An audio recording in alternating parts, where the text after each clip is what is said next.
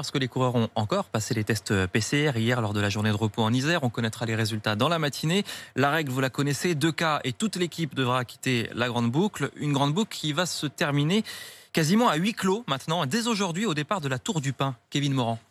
Le village départ est installé, mais aujourd'hui à la Tour du Pin, seules les personnes accréditées y accéderont. Un quasi huis clos et des animations annulées, énumérées par l'adjoint au sport Johan Platel-Liandra. Un écran géant du vélo féminin, voilà, il y avait tout un tas d'animations qui étaient prévues. Malheureusement, la préfecture a posé un arrêté en milieu de semaine dernière, donc toutes ces animations ont été annulées.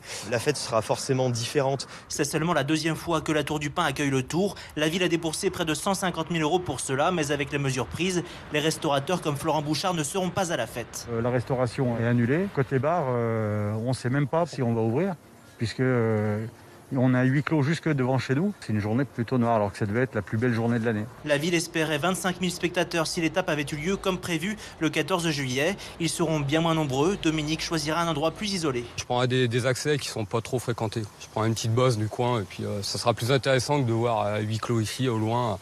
Et regarder à 100 mètres, c'est vraiment triste cette année. L'arrivée cet après-midi à Villard-de-Lans et le départ demain de Grenoble se font également à huis clos. 16e